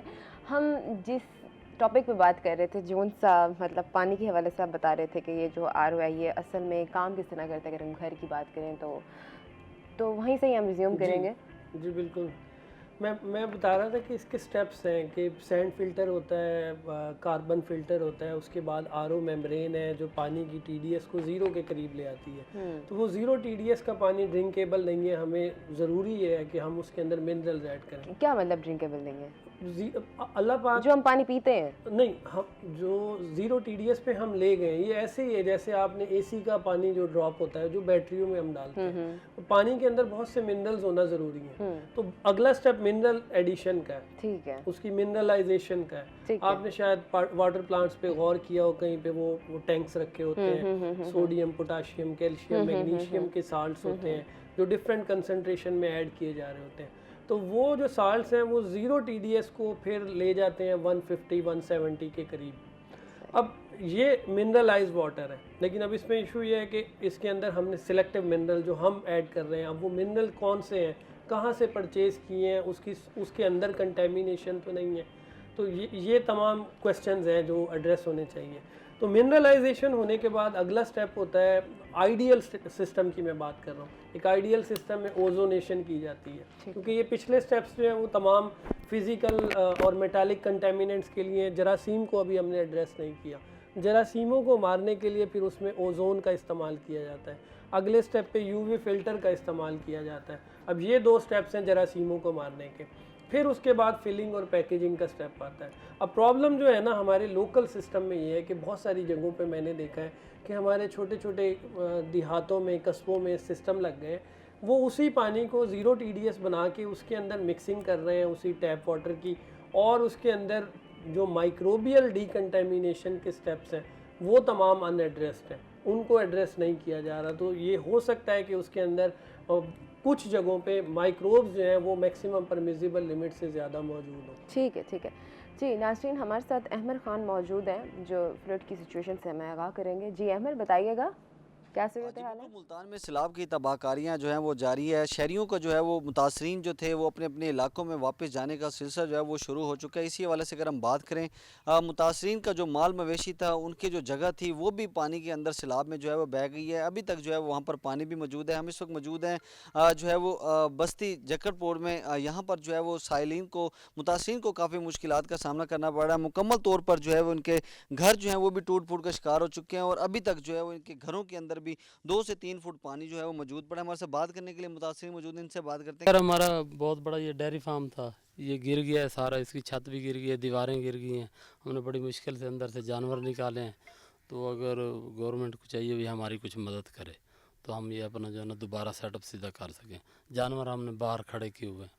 जी बिल्कुल, मुतासिरीन का कहना है अपनी मदद आपके तहत जो है वो गुजारा कर रहे हैं, जबकि जानवरों की देखभाल भी अपनी मदद आपके तहत कर रहे हैं। अगर मेरा कैमरामैन आसिफ जो है वो करीब से दिखाए कि अभी भी जो है ये घर के अंदर जो है वो ये भाना नुमा जो है वो बनाया हुआ था, यहाँ पर जानवर बांधने की जगह थी, जो कि मुकम्मल तौर पर इस वक्त जो है वो पानी के अंदर बह गया है। छत जो है वो भी गिर चुकी है। पानी जो है अभी तक 2 से 3 फुट पानी जो है वो अभी भी मौजूद है। इनका मुतालबा है कि अपनी मदद आपके तहत जो है ये तमाम तर निज़ाम जो है वो चला रहे हैं। मज़ीद जो है इनका यही कहना है कि जो है वो आला हुकाम से दरख्वास्त है कि फौरी तौर पर जो है वो इनको दोबारा कारोबार करने के हवाले से जो है वो अमली इक़दाम किए जाएँ, ताकि ये भी मामूल के मुताबिक ज़िंदगी बसर कर सकें। जी जी, बहुत शुक्रिया आपका। हमारे साथ हसन मौजूद हैं, ये भी हमें आगाह करेंगे फ्लड की सिचुएशन से।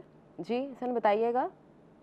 जी, दरियाए चनाब के किनारे लंगड़ियाल बस्ती के बिल्कुल करीब मौज़ा हमरोट है। मौज़ा हमरोट सैलाबी पानी की नज़र हो गया था। मुकम्मल मौज़ा जो था ये पानी में डूब गया था। लोगों के घर, लोगों की फसलें, लोगों के मकानात, ईच एंड एवरीथिंग तबाह हो गई थी। लेकिन अगर अभी मेरे कैमरामैन दिखा सकें तो पानी की शिद्दत भी यहाँ पर कम हो रही है, और फ़्लो जो है वो बड़ी तेज़ी से दरिया जो है वो उतरता चला जा रहा है, और जो पानी था वो भी नुमाया हद तक उसमें कमी देखने में आ रही है।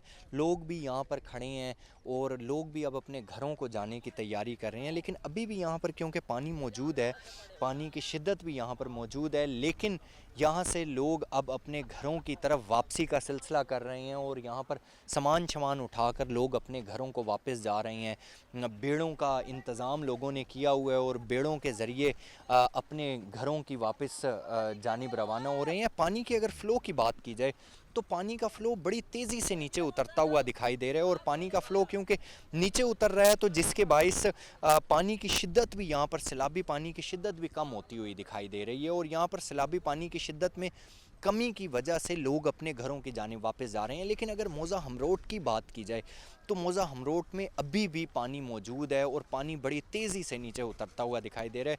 यहाँ पर ऐसा हुकूमत और इंतज़ामिया को कोई नुमाइंदा दिखाई नहीं दे रहा। यहाँ के लोग जो हैं वो भी काफ़ी ज़्यादा परेशान हाल दिखाई दे रहे हैं, और उनकी जानिब से ये कहा जा रहा है कि इंतज़ामिया कोई नुमाइंदे मुकर्रर करे ताकि हमारा जो नुकसान हुआ है उसका अज़ाला किया जा सके। जी बहुत शुक्रिया आपका हसन। हम डॉक्टर साहब से पानी के, साफ़ पानी के हवाले से बात कर रहे थे। आरओ प्लांट के जो ज़ाया शुदा पानी को दोबारा इस्तेमाल करते हैं तो उसका तरीका क्या है? मैडम, ये एक बड़ा ही अहम टॉपिक है, आरओ प्लांट का वेस्ट वाटर। एक तरफ मैंने आपको बताया गुफ्तगू के आगाज़ में ही कि हम 80% पानी जो पर कैपिटा अवेलेबिलिटी है वो रिड्यूस हो चुकी है। दूसरी तरफ हम पिछले चंद सालों में बड़ी तेज़ी से आरओ प्लांट पे शिफ्ट हुए, और बदकिस्मती से हमने गौर नहीं किया कि इस प्रोसेस में पानी का ज़िया कितना ज़्यादा हो रहा है। आप अंदाज़ा करें कि अगर आपने 1000 लीटर प्रोसेस किया है पानी, तो 700 लीटर पानी आपने नाली में डाल दिया, आपने सेवरेज में डिस्चार्ज कर दिया, और एट दी एंड आपको मिला है 300 लीटर पानी। उसकी सेफ्टी उसकी सेफ्टी एक अलग क्वेश्चन है, लेकिन आपको जो फाइनल प्रोडक्ट मिल रही है वो 300 लीटर की है। 700 लीटर आपने पानी एज सच सेवरेज सिस्टम में डाल दिया। अब आप मुल्तान, ज़िला मुल्तान के अंदर 400 RO वाटर प्लांट काम कर रहे हैं, जिनमें से कुछ ऐसे हैं जो कमर्शियल हैं जो 15-20 हज़ार लीटर भी डेली पे प्रोसेस करते हैं। अगर हम 1000 लीटर की भी एवरेज लगाएं ना तो 2,80,000 लीटर पानी जो है वो डेली का बनता है मैडम, कि 700 लीटर उसका पानी के ज़िया का तनासुब होता है। 30% पानी आपने हासिल किया, 70 तो डाल दिया आपने सेवरेज सिस्टम में। ये सोचा भी नहीं कि भाई ये पानी जो है इसे चेक कर लें, इसको कहीं पे इस्तेमाल किया जा सकता है, इसको नहीं इस्तेमाल किया जा सकता। हमने बहाउद्दीन ज़िक्रिया यूनिवर्सिटी मुल्तान के अंदर उस RO वेस्ट वाटर को कलेक्ट किया, उसके लिए हमने उसमें मॉडिफिकेशन की। इसके लिए अल्लाह वाले ट्रस्ट जो है उन्होंने हमें सपोर्ट किया। अच्छा, उन्होंने हमारे इस प्रोजेक्ट, मेरा स्टूडेंट है अकील मैडम, उसका मैंने ये MPhil का प्रोजेक्ट बनाया। ठीक है। तो उसके प्रोजेक्ट में अल्लाह वाले ट्रस्ट की जो है ना उनकी फंडिंग की मदद से हमने ये किया कि एक वाटर टैंक इंस्टॉल किया, वेस्ट वाटर को वहाँ पे कलेक्ट किया। वो वेस्ट वाटर पंप के थ्रू हमने आगे शावर लगाए, और जो हमारा जो बिल्डिंग है यूनी एक्वा की, उसके जो एडजेसेंट लॉन्स हैं हमारे, उनको अब हम उस वेस्ट वाटर से इरिगेट कर रहे हैं। ऐसा नहीं है कि वो बगैर टेस्ट के हम इरिगेट कर रहे हैं। पहले हमने उस वेस्ट वाटर को जो पहले सेवरेज में जा रहा था, हमने उसे soil and water testing laboratory old Shujabad road, soil and water testing laboratory लैया से चेक करवाया। जब वहाँ से उसकी रिपोर्ट्स आ गई, वो इरिगेशन के पर्पज़ के लिए बिल्कुल फिट था, और वो होना भी था मैडम, वो नज़र ही आ रहा था हमें इनिशियली, क्योंकि पानी की एग्रीकल्चर के लिए लिमिटेड TDS की 1000, हम जो वेस्ट कर रहे हैं वो तो है 250 से 300 TDS का, तो वो तो हर सूरत काबिल इस्तेमाल है, उसको तो हमें डिस्चार्ज करना ही नहीं चाहिए। इंडस्ट्री, होटल्स में बड़े बड़े RO के प्लांट्स लगे हैं, वो सारा पानी ज़ाया हो रहा है, इंडस्ट्रीज़ में ज़ाया हो रहा है। आप वॉशिंग के लिए अलहदा से पानी लेते हैं, ये वाला पानी जो RO वाटर है, RO वेस्ट वाटर है, आप इसको होटल्स के अंदर वॉशिंग के पर्पज़ के लिए इस्तेमाल कर लें।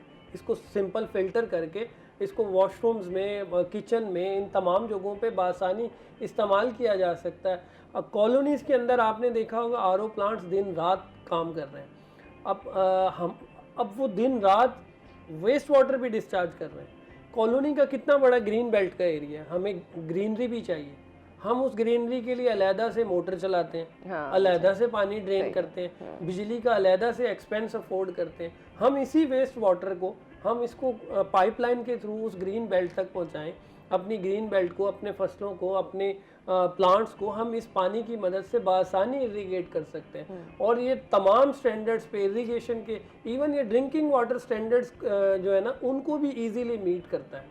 तो वो पानी आप अंदाज़ा करें, हमारे यहाँ पे तो कोई इदारा नहीं है जो इस वेस्ट को देख रहा हो। पंजाब फूड अथॉरिटी वाटर की सेफ्टी पे बात करती है, तो वाटर सिक्योरिटी पे तो कोई ऐसा डायरेक्टली इदारा ही नहीं है जो ये देखे कि आपने अपने घर में पानी कितना ज़ाया किया। ऐसा ही है। अब DHA में कुछ और जगहों पे तो ये होता है, वो मॉनिटर करते हैं, कंट्रोल्ड मैनर में पानी देते हैं, लेकिन ज़्यादातर जगहों पे ऐसे ही है। आप अपने घर में जितना मर्जी पानी ज़ाया कर लें, आप RO प्लांट्स पे जितना मर्जी पानी ज़ाया हो रहा है, कोई ऐसा इदारा नहीं है जो लाइसेंस इशू करे कि आप ज़मीन से इतना पानी ड्रिल कर सकते हैं। इनफैक्ट ऐसा भी होता है कि वो सरकारी पानी आ रहा हो तो लोग कह रहे होते हैं कि उसकी स्मेल आ रही है, तो वो चलता रहे जब तक उसकी स्मेल खत्म नहीं होती। तो अच्छा, इसी हवाले से मज़ीद बात करूँगी। वक्फे का वक्त हुआ है, मैं दोबारा हाजिर होती हूँ। Stay with us.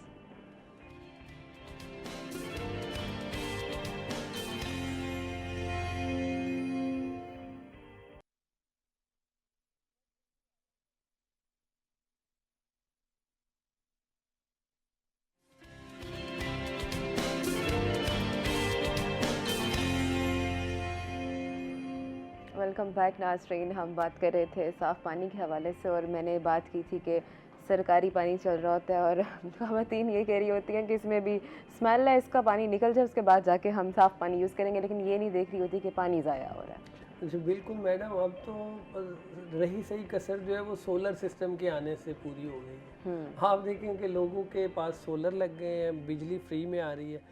पहले तो हमारा कंसर्न होता था ना कि बिजली जो है ना उसको बचाना है, मोटर ज़्यादा देर नहीं चलती रहे। अब तो वो भी कंसर्न ख़त्म हो गया कि सोलर है, ज़्यादातर लोगों के पास जो सोलर है वो डे टाइम वाला है, कि वो उस पर जो नेट मीटरिंग वाला सिस्टम है उस पर शिफ्ट नहीं हुए, तो लिहाजा उन्होंने वो बिजली कंज्यूम करनी है, तो उनके लिए मैटर नहीं करता कि ज़मीन से जो रिसोर्स मिल रहा है जो कुदरत की तरफ से वो रिसोर्स मिल रहा है उसकी कोई वैल्यू है या नहीं। एज ए रिज़ल्ट हम पानी को ड्रेन किए जा रहे हैं। एक तरफ आरओ सिस्टम में करोड़ों लीटर पानी, आप आगे, ये तो मैंने सिर्फ मुल्तान का एस्टीमेट बताया कि मुल्तान में डेली तकरीबन 2,80,000 लीटर पानी जो है, हम साफ़ पानी जो यूजेबल पानी है उसको हम ड्रेन कर देते हैं। तो पाकिस्तान पे अगर आप इसको मल्टीप्लाई करके देखें तो ये तो करोड़ों लीटर बनता है कि सिर्फ एक मुल्तान शहर में इतना है, तो पूरे पाकिस्तान में तो करोड़ों लीटर पानी ऐसा है जो हम आरओ वेस्ट वाटर की फॉर्म में डिस्चार्ज किए जा रहे हैं, नालियों में बहाए जा रहे हैं, और दूसरी तरफ हम इंडिया से पानी के पीछे जंगे लड़ रहे हैं। हम थोड़े थोड़े पानी को बचाना चाहते हैं, लेकिन उसी सिनेरियो में हम बगैर प्लानिंग के उस पानी को जो है ना वो डिस्चार्ज किए जा रहे हैं। अच्छा, साफ़ पानी के हसूल में, और अगर हम बात करें सिविल सोसाइटी और एनजीओज़ क्या किरदार अदा कर रहे हैं? मैडम, साफ़ पानी के हवाले से ना बेसिकली तो बहुत ज़्यादा रिसर्च होने वाली है। अच्छा। पानी एक ऐसी चीज़ है जो, मतलब हम इस बिल्डिंग के में बैठे हैं, यहाँ के पानी का जो अंडरग्राउंड वाटर है उसका एक अलग सिनेरियो है, और आप नियर बाय एरियाज़ में 2 किलोमीटर पे चले जाएंगे तो वहाँ पे अलहदा सिनेरियो होगा। फिर बोर के हिसाब से आपका बोर हो सकता है 300 फुट पे हो, किसी ने 400 फुट पे करवाया, किसी ने 500 फुट पे करवाया, तो बोर के हिसाब से जो पानी हमें उस टाइम मिल रहा है उसका भी एक अलहदा स्टेटस है। अब सेम पानी सेम जगह पे मुख्तलिफ हो सकता है बोर की वजह से, तो ये कॉन्टीन्यूस रिसर्च का प्रोसेस है जिसमें तमाम ऑर्गेनाइजेशंस की सपोर्ट जो है ना वो रिक्वायर्ड है। अगर हम चाहते हैं कि पानी के थ्रू लोगों में बीमारियां ना फैलें, वाटर सेफ्टी को अगर हम इंश्योर करवाना चाहते हैं, तो फिर हम सबको मिलके, तमाम इदारों को मिलके इस पे काम करना पड़ेगा। असल में मैं आपको बताऊं, 2 तरह की टॉक्सिसिटी है, एक एक्यूट टॉक्सिसिटी है, एक क्रोनिक टॉक्सिसिटी है। एक्यूट टॉक्सिसिटी तो ये है कि हमने कोई चीज़ खाई, हमने पानी पिया, हम फ़ौरन से बीमार हो गए, तो उस पर तो हम फ़ौरन से चौंक जाते हैं, हम वो पानी से अवॉइड करेंगे। जैसे कि हमारे यहाँ विद इन द सिटीज़ हुआ कि शहरी पानी ऐसा हो गया कि लोगों को उससे हेपेटाइटिस ए होने लगा और लोगों को मुख्तलिफ बीमारियाँ होने लगी, तो उन्होंने उसको ख़त्म करके आरओ पे शिफ्ट हो गए, क्योंकि उन्हें नज़र आ रहा था कि ये प्रॉब्लम है। क्रोनिक टॉक्सिसिटी ये है कि हम एक चीज़ को खा रहे हैं और उसकी जो इम्प्लीकेशंस हैं वो लेटर स्टेजेस में आनी है, वो कई साल के बाद आएंगी। वो स्लो पॉइजनिंग जिसको हम कहते हैं कि वो स्लो पॉइजनिंग है। अब ज़्यादातर चीज़ों के केसेस में, पानी को ले लें या किसी भी चीज़ को ले लें, हम फूड के थ्रू स्लो पॉइजनिंग का शिकार हैं। आर्सेनिक अगर हमें मिल रही है वो 20-30 ppb या 10 ppb उसकी लिमिट है, तो 20-30 ppb से खुदा ना खास्ता हमारी फौरी डेथ नहीं होने वाली, फौरी कोई ऐसी इम्प्लीकेशन नहीं आती, वो इम्प्लीकेशन आनी है कुछ अरसे के बाद। तो लिहाजा हम उसको इग्नोर कर देते हैं।